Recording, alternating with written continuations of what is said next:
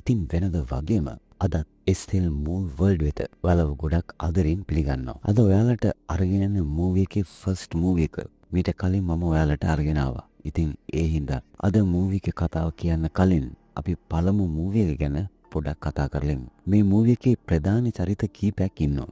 එක්කෙනෙක් තමයි ආචාර්ය බේක් සහ එයාගේ නියුන් සහෝදරිය. මේ දෙන්නම විද්‍යාඥයින්. නිකම විද්‍යාඥයින් නෙවෙයි, එයාලා ඡාන ඉංජිනේරු විද්‍යාඥයින්. කාලය තිස්සේ බොහොම රහස්‍යගතව කිසි කෙනෙකුට හොයාගන්න බැරි රහස් තැන් කීපයක රාජ්‍ය අනුග්‍රහයකුත් ඇතිව මේ ලැබල මේ විද්‍යාත්මක අත්හදා බැලීමේ පරීක්ෂණයන් සිදු කරගෙන යනවා. හැබැයි සත්තු හැම යොදාගෙන නෙවෙයි, විශේෂයෙන්ම කුඩා දරුවන් විශාල ප්‍රමාණයක් යොදාගෙන. මේ පරීක්ෂණ වලින් බලාපොරොත්තු වෙන්නේ ඡානමය වශයෙන් වැඩි දියුණු කළ ජීවීන් කොට්ටාසය බිහි කිරීම. ඒ කියන්නේ මේ සාමාන්‍ය මිනිස්සුන්ට වඩා ගොඩක් බලවත්, හරිම වේගවත්. මෙයට සිදුවන තුවාල වේගින් සුව වෙනවා. අතපය ගැලවුණත් ආයෙත් වැවෙනවා. කායිකව විතරක් නෙවෙයි, මානසිකවත් මෙය හරිම බලවත්. ඔවුන්ට මනසින් දේවල් චලනය කරන්න පුළුවන්. ඒ කියන්නේ ටෙලිකයිනසිස් හැකියාව උපරිමයි. සංවිධානයෙන් මේ ව්‍යාපෘතිය නම් කෙරුවේ The Witch කියලා. ඒ නිසා මෙතනින් නිර්මාණය වෙන හැම කෙනෙක්ම විච් කෙනෙක් විදිහට තමයි මෙයාලා හැඳින්වෙන්නේ. ආචාර්ය බේක් සහ ඇගේ සහෝදරිය මේ විදිහට විච්චරුන් නිර්මාණය කිරීමේ මූලික අරමුණ උනේ කිලින් මැෂින්ස් නැත්නම් සුපිරි සොල්දාදුන් විදිහට මේ අයව පාවිච්චි කරන්න. එතකොට ඔයාලා හයි කොහොමද මේ විච්චරුන්න පාලනය කරන්නේ? නැත්තම් මෙයාලා හිතු විදිහට වැඩ කරේනි කියලා. නෑ. ආචාර්ය බේක් මේකටත් උපක්‍රමයක් යොදලා තිබුණේ. එයා හැම විච් කෙනෙකුගේම ශරීරයක උපන් ආබාධයක් ඇති කළා. මතකනේ පළවෙනි මූවි එකේ ජායුන් විටින් ඔළුව බදා ගන්නවා, නහයෙන් ලේ ගලනවා. ඒ ආබාධයේ විච්චරුන්ට අධික වේදනාවක් ගෙන දුන්නා. වගේම සැනකින් මරණයක් අත් කරලා දුන්නා. කොහොම වුණත් මේ ආබාධයට ආචාර්ය බේක් නිල් පැහැති ප්‍රතිකාරයකුත් නිර්මාණය කළා. ඒකට කියන්නේ සීරම් කියලා. විච්වරුන් මෙම සීරම් මාසිකව හෝ නිරන්තරයෙන්ම ලබාගත යුතු වුණා. වගේම එහෙම නොවුනොත් මෙයව මිය යනවා. මේ විදිහට විච්වරුන් පාලනය කර තබා ගන්න ආචාර්ය බේක් ඇතුළු කණ්ඩායම සමත් වුණා. ඇත්තටම කිව්වොත් විච්වරුන් කියන්නේ ආචාර්ය බේක් ඇතුළු කණ්ඩායම නිපදවපු සුපිරි බල සහිත ජීවින් කොටසක් වගේම සීරම් මගින් පාලනය කරන ඔවුන්ගේම වහල්ලු වගේ කණ්ඩායමක්. කොහොම වුණත් මේ ප්‍රොජෙක්ට් එකේ අතිසාර්ථකම නිර්මාණය තමයි අපි මීට කලින් බලපු The Witch පළමු මූවි එකේ ප්‍රධාන චරිතය වෙන ගුයි චායුන්. ඔයා ෆස්ට් මූවි එක බලලා නැත්නම් හොඳ ළමයි වගේ ඒකත් බලනම මේ මූවි එක නරඹන්න කියලා ආරාධනා කරනවා. ඒත් අන්තිමේදී ආචාර්ය බේක්ට වෙඩි තියලා සීරම් පැක් කීපයකුත් අරගෙන ජායුන් පැනලා ගියා. ඔයාලට මතක ඇති. අන්තිම සටනේදී ජායුන්ගේ අතින් ආචාර්ය බේක් මැරුණත් ජායුන්ගේ ආබාධය නැතුනේ නැහැ. මොකද ජායුන්ටත් මේ උපන් ආබාධයම තිබුණා. එයාත් මානසිකව මේ සීරම් එක ලබා ගන්න ඕනේ. නැත්නම් එයාට ටිකට් එක ඇදින බව ජායුන් දැනගෙන හිටියා. පලා යාමෙන් පස්සේ විද්‍යාගාර කීපයක් විනාශ කරලා සීරම් පැක් අරගත්තත් ඒකේ ස්ථිර විසඳුමක් නොවන බව ජායුන් තේරුම් ගත්තා. මේ ගැන වඩාත් හොයනකොට මේ මරණීය ආබාධය සුව කර ගැනීමට එක් ස්ථිර ප්‍රතිකාරයක් ඇති බවත් ජායුන් හොයාගන්නවා. මේ ප්‍රතිකාරයට මූලාශ්‍රය වෙන්නේ එයාගේ අම්මාව. ඇත්තෙන්ම ඒ සඳහා ඇගේ මවගේ ඇට මිදුළල කොටස් ලබාගත යුතු තිබුණා. ඉතින් ඇගේ මව කොහෙද කියන එක ලොකු ප්‍රහේලිකාවක්. නමුත් ජායුන්ට නියුන් සහෝදරයෙක් ඉන්න බව පළවෙනි මූවි එක අවසානයේ ජායුන් කිව්වා. ඔයාලට මතක ඇති. ජායුන් වගේම එයාගේ නංගිත් මේ ව්‍යාපෘතියේම කොටසක්. ඇත්තටම ජායුන්ගේ නංගි ඇගේ මවගේ ක්ලෝනයක් වගේ. මේ නිසාම මේ නංගි ඇගේ මව එක්ක අවිඥානිකව සම්බන්ධ වෙලා හිටියා. අම්මව හොයාගන්න නම් මුලින්ම Taman ළඟට ගන්න ඕන. අන්න එහෙම පසුබිමක තමයි මේ දෙවන චිත්‍රපටය ආරම්භ වෙන්නේ. right. අපි දැන් කෙලින්ම The Witch දෙවැනි මූවි එකේ කතාව බලන්න.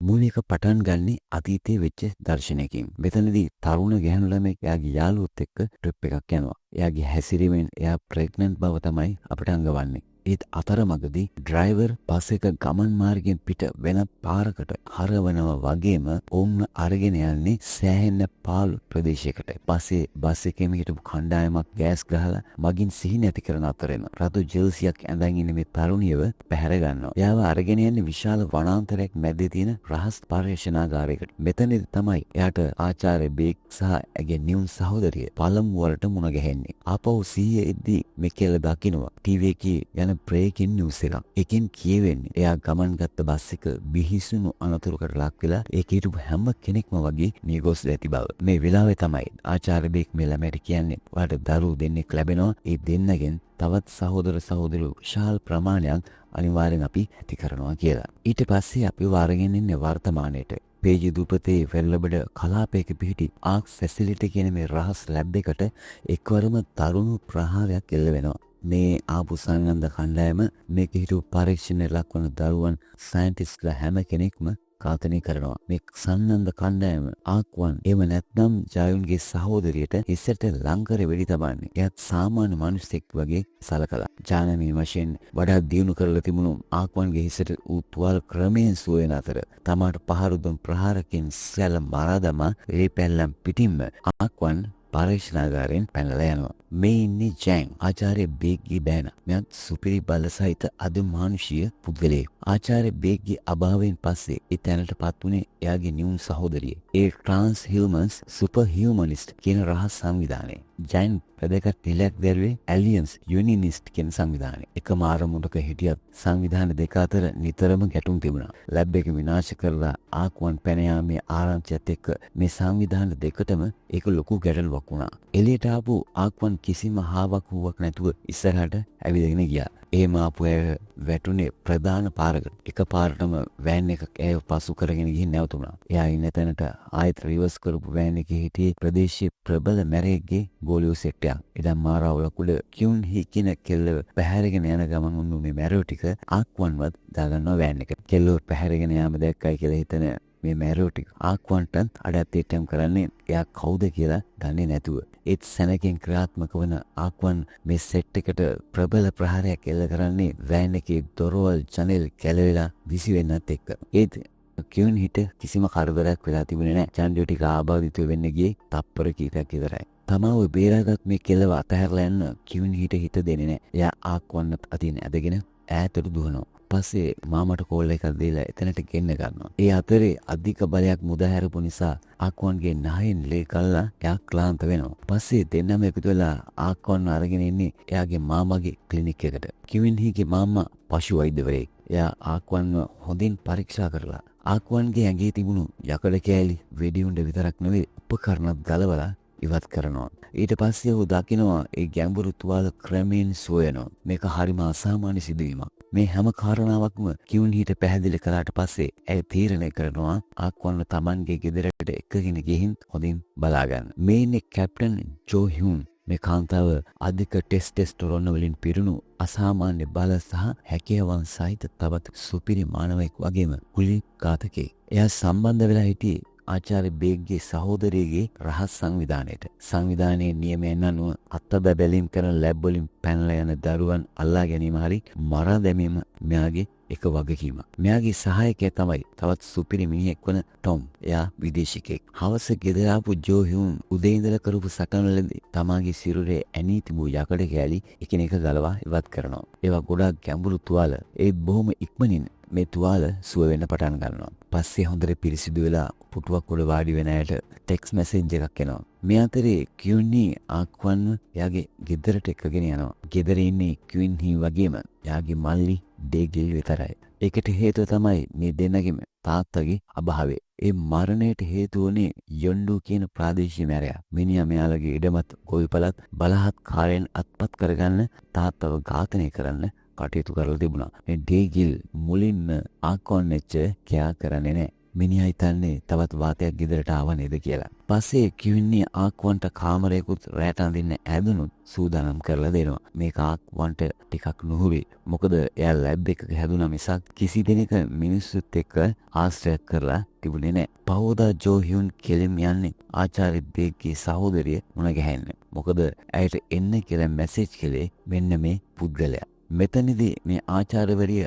ආක්වන්ගේ හැකියාවන් සහ ඇගෙන් වියහැකි තර්ජන ගැන ජෝට පැහැදිලි කරන්නේ ආක්වන්ගේ සියලුම පර්යේෂණ වාර්තා හේමත් එයාට පෙන්නලා. මහාචාර්යවරිය කියන්නේ ආක්වන් කියන මේ නිර්මාණය ජායන්ට වඩා ගොඩක් බලවත් බව. ඒ නිසා ආක්වන්ව නවත්තන්නත් ඕනේ කියලා. කොහොම හරි ආක්වන්ව අල්ලා ගැනීම හෝ මරා දැමීමේ වගකීම ජෝ හ්යුන් මෙතනදී බාර ගන්නවා. මේ වෙලාවේ ආචාර්යවරිය ආක්වන්ව ට්‍රැක් කරන්න පුළුවන් ට්‍රැකර් ඩිවයිස් එකකුත් මේ දෙන්නට ලබා දෙනවා. පස්සේ ජෝ හ්යුන් සහ ටොම් මෙහෙමට පිටත් වෙනවා. ඒත් වැඩි දුරක් මේ දෙන්නට යන්න වෙන්නේ නැහැ. ජෝට තේරෙනවා කවුරු හරි තමව ෆලෝ කරන බව.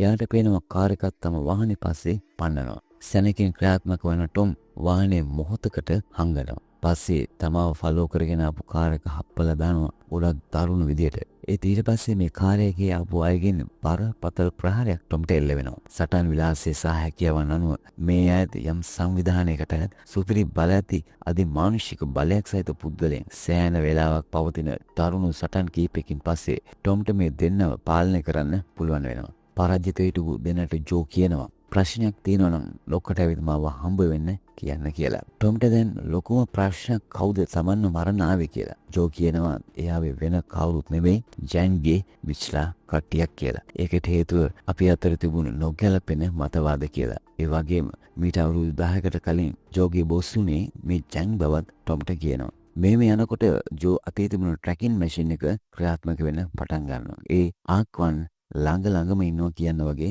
සංඥාවක් දෙන ගමන් මේ වෙනකොට ආක්වන් හිටියේ කාමරය ඇතුලේ. හිටිය හැටියේ මෙයාට දැනෙනවා ඔළුව පුපුරලා යනවා වගේ හැඟීමක්. එයා පුදුම වේදනාවකින් ඔළුව බදා ගන්නවා. නහයෙන් ලේ කලන්නත් පටන් ගන්නවා. ඒත් විනාඩි කිහිපයක් ඇතුළත මේ සියල්ල සාමාන්‍ය තත්ත්වයටපත් වෙනවා. ටිකක් හුලන් වදින්න කියලා එළියට ආපු ආක්වන් දකිනවා වාහන පිළියෙක් Taman ඉන්න පැත්තට එනවා. ටික වෙලාවක් යනකොට කඩු පුළුව ඇතතිව ලොකු සේනාවක් එක්ක ඇවිත් හිටියේ. වෙන කවුරුත් නෙවෙයි යොන්ඩු කියන මැරනායකයා. තුවක්කුවකුත් අතලගත්ත කියොන්හි මේ වෙලාවේ එළියට බහින්නේ ඉවසීමේ සීමාව උඩින් ඉක්මවලා තිබුණ නිසා. ඒත් කෙටි වෙලාවකින් යොන්ඩුගේ කල්ලිය කියොන්හිව ලේසියෙන්ම අල්ලගන්නවා. අක්කට හිරිහැර කරනවා බලන්න බැරිව ඩේගිල් ඇවිත් මේකට මැදිහත් වෙනවා. මේ මැරෝ ටික පොඩි එකාවත් අල්ලගෙන හොඳටම තලන්න පටන් ගන්නවා. යොන්ඩු මෙතනදී ලේවිල්ලක් දීලා කියොන්හිට බල කරනවා. අත්සන් කරලා ඉඩමයි ගොවිපලයි Tamanට බාර දෙන්න කියලා. ඒකට බෑ කියපු නිසා ගහපු පාරට බිම වැටුනාමයි කියොන්හි ආක්වන්ව දකින්නේ. ඔයාලා හිතන්නේ ආක්වන් කොහේ ඉන්නේ ඇතිද? බලන්නකෝ එයා හිටියේ ගෙදර වහලේ මුදුනේ ඉහළම තැනක. යොන්ඩු හිතන්නේ මේ පොඩි ළමයෙක් කියලා. මිනිහා ළමයා බිමට බහිනවා කියපු සැනෙන් ආක්වන් බිමට පන්නේ හැමෝම පයින් සලිත කරමින්. මොකද එච්චර උඩකින් බිමට වැටුනොත් කිසිම කෙනෙක් පණ පිටින් නම් ඉන්නේ නැති නිසා. පස්සේ කියොන්නිව අල්ලගෙන හිටපු මැරයට අඩි 60ක් විතර ඈතට විසිවෙන්න මෙයා පයින් පාරක් ගහනවා. පස්සේ ඩේග්‍රිල්ට ගහපු එකාගේ කකුල් කඩා දාලා ඈතට විසි කරනවා. Taman වෙතට ගහන්න ආපු සේනාවට කාර් එකක් තල්ලු කරලා පහර දෙනවා. ඊට පස්සේ ආක්වන් හැරෙන්නේ යොන්ඩුගේ පැත්තට. ඒ මිනිහව මරා දාන්න කියොන්හි ඉඩ දෙන්නේ නැහැ. යොන්ඩු මේ වෙලාවේ ඉන්නේ මුත්‍රා පිට වෙන සයිස් එකක. පස්සේ කියොන්හි කියන කම්මුල් පාරකුත් කාපු යොන්ඩු එතනින් පිට වෙලා යන්නේ මොකද උනේ කියලා හිතා ගන්නවත් බැරි විදියට. මොනම වුණත් යොන්ඩු මේ වැඩේ අතාරින්නේ නැහැ. කියොන්හි එයාගේ මල්ලි වගේම ආක්වන් සුපර් මාකට් එකට ගිය වෙලාවක මිනිහා ඇවිත් කියොන්හිගේ මාමව අල්ල ගන්නවා. පස්සේ මිනිහට දස වද දීලා ආක්වන් ගැන එයා දන්න හැම තොරතුරක්ම මාමගෙන් අරගන්නවා. කියොන්හි එනකොට මාමගේ ඇතේ ඇඟිලි ටික කපලා දාලා පස්සේ බේත් තේමක් දාගෙන ආයි ගෙදරට ආපු මාමා කියොන්හිට කියනවා ඉඩමයි ගෙදරයි යොන්ඩුට ලියලා දාමු දුවේ නැත්නම් මේක අපිට හරි කරදරයක්. ඒ වගේම ආක්වන්වත් ගෙදරින් පිට කරමු කියලා. එළියට ආපු කියොන්හිට බාධා කරන්නේ ජෝ හ්යුන්. වාහනේ ඇතුළට එන ජෝ එයාව නොමග යවන්නේ ආක්වන් මිනිමරුවේ බව ඇයට අඟවමින්. ඒ මුලින්ම ආක්වන්ව මරන්න හදපු අයව මරා දාන තාර්ෂණ ටික පෙන්නලා ජෝ කියනවා නෙක්කිල්ල යක්ෂණියක්. ඔයාගේ සහෝදරයා ලොකු අනුතරක තමයි ඉන්නේ. කෙල්ලව අල්ලගන්න අපට උදව් කරන්න කියලා. මේකට පොඩි ෆෝන් එකකුත් එයාට ලබා දෙනවා. මේ අතරේ යොන්ඩු මේ අద్భుත කෙල්ල ගැන තොරතුරු ජැන්ගේ සංවිධානයට දැනුවත් කරනවා. ඒ සැනකින් ජැන්ගේ ඝාතන කණ්ඩායම Taman හොයාගෙන ඇවිත් හිටි බව යොන්ඩු දැනගෙන හිටියේ නෑ. යොන්ඩුගේ සමාජිකව කීප දෙනෙක්ව සාහසික විදියට ඝාතනය කරමු මේ අය.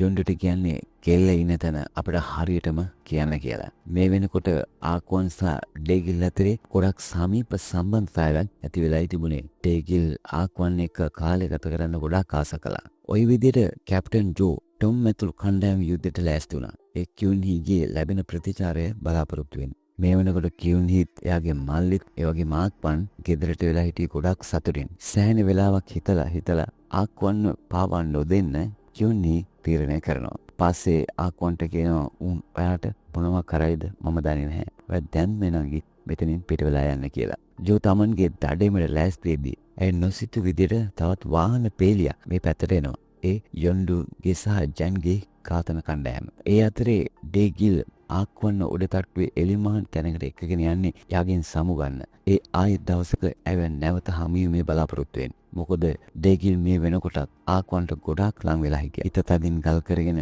කියුණී තුවක්කොත් අරන් එළියට ආවේ යොන්ඩු එක්ක අද දෙකින් එකක් බේර ගන්නවා කියලා හිතාගෙන. ඒත් මල පැනලා හිටපු යොන්ඩු කියුණීට වෙඩි තියනවා. වෙඩි සද්දට එළියට ආවිට ඩේගිල් අක්කව දකින්නේ. ඒ අතරේ වහලේ උඩ හිටපු ආක්වන්න ඉලක්ක කරගෙන කැප්ටන් ජෝගේ සමාජිකෙක් බාසුකාවක් එල්ල කරනවා. පිපුරුමත් එක්ක එළියට විසුණු ආක්වන්ට ටික වෙලාවකින් සිහිනවා. මේ වෙලාවේ එතනට එන ජැන්ගේ කණ්ඩායමේ ඝාතකෙක් වේගවත් පිහිපාරක් එල්ල කරන්නේ. මම උඹේ ඔළුව අරන් යනවා කියලා පම්පෝරි ගහන ගමන් ඒ ටෙලිකයිනසිස් බලයෙන් ඒ පිහිපාර නවත්තන ආක්වන් ඒ පිහියෙන් කෙල්ලගේ ඔළුවට ඇනලා දානවා. මේ වෙලාවේ ආපු කේන්තියට ජෝ යොන්ඩුව මරන්න උත්සාහ කළා. ප්‍රතිවාදී කල්ලෙන් දැඩි මෙලෙච්ච ප්‍රහාරයක් ජෝට එල්ල වෙනවා. ටොම්ටත් සිද්ධ වෙන්නේ ඒ කතන්දරේම තමයි. අන්තිමේදී සමාජිකයන් දෙදෙනෙකුගේ පිහි ප්‍රහාර හමුවේ කැප්ටන් ජෝ මුළුමනින්ම අඩපණ වෙනවා. ඔවුන් ජෝගේ ඔළුවට වෙඩි තියන්න හදද්දි තමයි ආක්වන් මෙතනට එන්නේ. හැබැයි නිකම්ම නෙවෙයි. මාරා දාපු කෙල්ලගේ බොඩි එකත් බිම දිගේ ඇදගෙන. එතකොටයි ආක්වන් මැරලා වුණ තම හිතවතුන් දෙදෙනාව දකින්නේ. කේන්තිගේ ආක්වන් ඉස්තල්ලම් කරන්නේ වැටිලා වුණු යොන්ඩුගේ කකුල කඩා දාන එක. ජැන්ගේ කල්ලි ආක්වන්න දකින්නේ ගොඩක් සැහැල්ලුවට. ඒත් එක හීනයක් වෙන්න යන්නේ 1 මිනිත්තුවයි. සැනකින් ක්‍රියාත්මක වන ආක්වන් ටෙලිකයිනසිස් බලයෙන් ප්‍රතිවාදීන්ගේ අත් කලවල දානවා. ඒ වගේම අනිත් කෙල්ලටත් ගහන්නේ හරියට බෝලයකට ගහනවා වගේ. ජැන්ගේ කල්ලි බලවත්ම ඝාතකයා වෙන මේ කෙල්ල රුධිරයක් වගේ ඇවිත් එල්ල කරු පිහිපාර අතින් නොල්ලාම නවත්තන ආක්වන් ඒ පිහිය කරකවලා ඒකී බෙල්ලට ඒකීගේ අත්වලින් ඇනගන්න සලසලා බල්ලෙක් වගේ පැත්තකට දිසි කරලා දානවා. ඒත් මෙයාලා හැමෝම විශ්වරුන්නේ ටික වෙලාවකින් අත් ගලවලා දාපු එකාගේ අත් ආයෙත් ලියලනවා. මොකද මෙයාලව හදලා තියෙන්නේ චාන දියුණු කරලා නිසා. ඒ බිම තිබුණු තරමක් විශාල ගල් කුඩාවට කැඩෙන සලස්වන ආක්වන් ඒව වලින් සුළි සුවඟක් වගේ නිර්මාණය කළා මේ මෑන්ට පහර දෙනවා. ඒ සුළි සුවඟට සබලක් යොමු කරන ආක්වන් ඒකෙන් ඒ නරුමයව කෑලි කෑලි වලට කරලා විනාශ කරලා දානවා. මේක දැකපු අනිත් එකී තේරුම් ගන්නවා ආක්වන් එක සටන් කරලා දිනන්න බෑ කියලා. බය වුණු පාරට පස්සෙන් පස්සට යන මේකී නවතින්නේ ඔළුව වාහනයක වැදිලා. ඒත් එකම හෙඩ්ලයිට් පත් වෙන පටන් ගන්නවා. ඒක ආපහු හැරිලා බලද්දි ඒ ඇවිත් ඉන්නේ කුජායුන්. මෙතනදී කුජායුන් කියනවා මේ මගේ නංගි කවුද එයාව මරන්න උඹලට කිව්වේ කියලා. මේ වෙලාවේ කුජායුන් මේකගේ බෙල්ල කලවලා ඈතට විසි කරනවා. පස්සේ ආක්වන් වෙතට හැරෙන කුජායුන් කියන්නේ ඔවුන් දෙදෙනාම එකම පර්යේෂණ වැඩසටහනකින් බිහි අය බව. ඔවුන් දෙදෙනා සහෝදරයන් බවත් දිගු කලක් තිස්සේ ඇය සොයමින් සහ නිරීක්ෂණය කරමින් සිටි බවත් ඇය කියනවා. ආක්වන්ට ඔවුන්ගේ මව එක්ක ශක්තිමත් මානසික බැඳීමක් ඇති බවත් එම නිසා මව සොයා ගැනීමට ඇගේ උපකාරය අවශ්‍ය බවත් ජායුන් මේ වෙලාවේ කියනවා. ඒත් මේ කිසි දෙයකට ආක්වන් ප්‍රතිචාර දක්වන්නේ නැහැ. මොකද කියුණින් වගේම ඩේගිල්ගේ මරණ නිසා ඇය ගොඩක් කම්පාවට පත් වෙලා හිටියේ. ඒ නිසා කුජායුන් ඇය නිදි පෙත්තක් එන්නත් කරලා ඇය මෝටර් රථයට නංවාගෙන එම ස්ථානයෙන් පිටත් වෙලා යනවා. පස්සේ දර්ශනයෙන් අපට පේනවා ආචාර්ය බේග්ගේ සහෝදරිය කියනවා සහෝදරියන් දෙදෙනා එකතු වෙලා ඉන්න බව. එමනින්ම ඔවුන් තමන්ගේ මව සොයාගෙන යන්න ඇති බවත් ඇය කියනවා. ඒ වගේම මේ දෙදෙනාගේ අම්මා මිනි මැදුරක් වැනි තැනක ඉන්නවා අපිට පේනවා. සෑහෙන වෙලාවකට පස්සේ ජෝ සහ ටොම් දෙදෙනාම නැවත නැගී සිටිනවා. මේ දෙන්න ජැන්ගේ කණ්ඩායමත් එක්ක එකතු වෙන්නේ සාමූහිකව මේ කෙල්ලෝ දෙනව ලුහු බදින්න හිතාගෙන. ඒ තුන්වෙනි මූව් එකක් එනවා කියලා අපට අඟවෙමින්. ඉතින් තුන්වෙනි මූවි එකට ඉඩහසර සලසමින් ඔන්න ඔය විදියට The Witch Part 2 The Other One කියන චිත්‍රපටය අවසන් වෙනවා. ඔන්න guys අද මේ මූවි එක ගැන ඔයාලගේ අදහස් ඉදිරිපත් කරන්න, කමෙන්ට් කරන්න ඔයාලට අවස්ථාව තියෙනවා. ඒ වගේම මේ වීඩියෝ එක ෂෙයා කරලා subscribe කරන්නත් අමතක කරන්න එපා. තවත් සුපිරි කතා මාලාවක් ඔයාලා වෙනුවෙන් අරගෙන එනවා කියලා පොරොන්දු වෙන ගමන්ම මම සමු ගන්නවා. එහෙනම් අපි ඊළඟ වීඩියෝ එකකින් ඉක්මනින්ම හමු වෙමු.